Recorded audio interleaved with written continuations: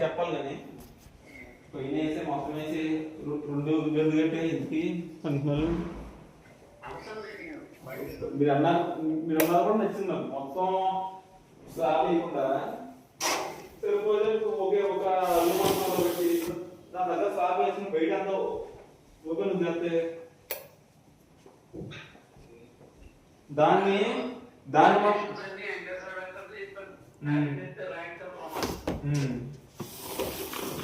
కాదండి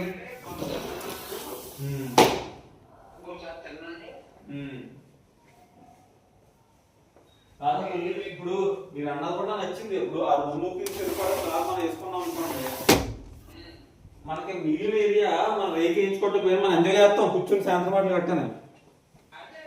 ఇప్పుడు ఏదో ముక్కుబడిగా స్లాబ్ వేస్తే ఏముంటుంది, దాని వెంటిలేషన్ రాదు, ఏమి రాదు.